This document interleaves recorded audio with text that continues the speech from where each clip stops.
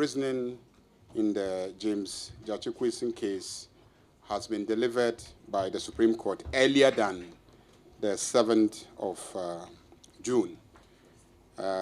This is significant. This has afforded us the opportunity to review the reasoning. The nominee for post of Chief Justice of the Republic of Ghana, Her Ladyship Justice Gertrude Torkornoo, told the world that she is a textualist in her preferred approach to interpreting the Constitution of Ghana, 1992. What was the text in dispute in the case of Michael Nkommo Wo Ho versus James Gyakye Quayson and others? This is the famous James Quayson case.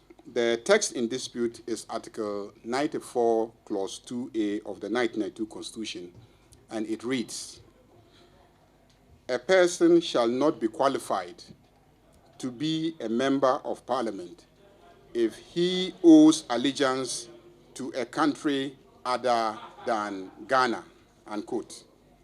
The facts of the case, not disputed at any time, are that Quayson, at the time of being sworn in to become a member of Parliament, had successfully renounced all allegiances to any other country, and his allegiance was to only the Republic of Ghana. Fidelity to the text of the Constitution of Ghana would have dictated that the controlling provisions in the resolution of the dispute are the words "qualified to be a member of Parliament," quote and unquote. Disappointingly, a professed textualist like our CJ nominee abandoned the text and chose to read into the text of the Constitution a replacement text, quote, "qualified to file nomination papers to contest for election as a member of Parliament." She read this into the Constitution, whilst the Constitution was dealing with qualified to be a member of Parliament.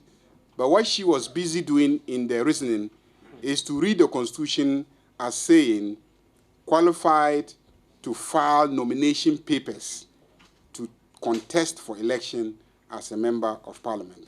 This is exactly why the NDC minority members of Parliament on the Appointments Committee wanted to wait for the reasoning to see if the Chief Justice nominee, Justice Gertrude Torkornoo, would be true to her publicly professed textualist approach to constitutional interpretation. Whilst the clear language of the Constitution was dealing with qualification to be a member of Parliament, the Supreme Court veered off and was dealing with eligibility or qualification of a person to contest as a member of Parliament. I'm quoting the Supreme Court directly in their reasoning. They actually used that. They said, we are dealing with eligibility or qualification of a person to contest as a member of Parliament. But the Supreme Court talks about qualification to be a member of Parliament. It is after the contest that you then get sworn in to be a member of Parliament. Article 94 is not talking about eligibility to contest elections. It is about becoming a member of Parliament.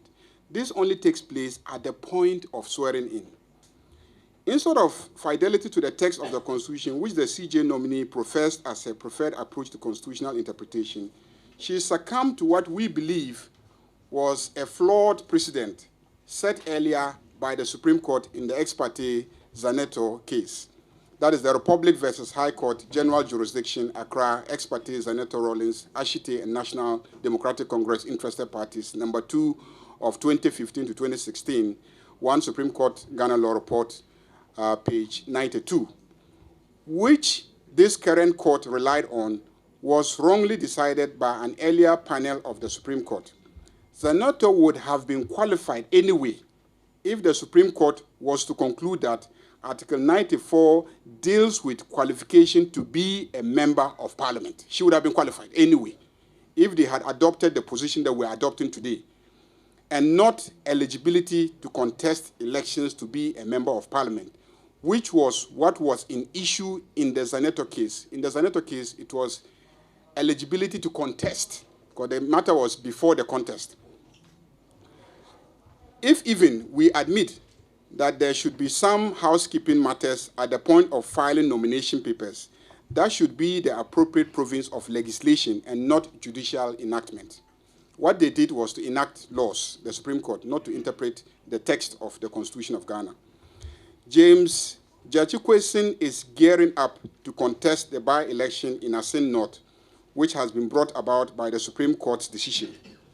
In that regard, we, the members of the Appointments Committee representing the National Democratic Congress, NDC, will not withhold our approval of the Chief Justice nominee by consensus. We will not withhold our approval of her by consensus. Her CV reveals a person of considerable experience, having served as a judge from the High Court to the Court of Appeal and ultimately at the Supreme Court. Women who have acquitted themselves should be given opportunities to occupy key national offices. Even as we disagree with her jurisprudence, we find her qualified to occupy the high office of Chief Justice of the Republic of Ghana. The image of the judiciary is not in a good shape. Several opinion polls show that, so we are not saying it. We hope that Justice Gertrude Araba, as a Lady Chief Justice, will restore the dignity of the judiciary.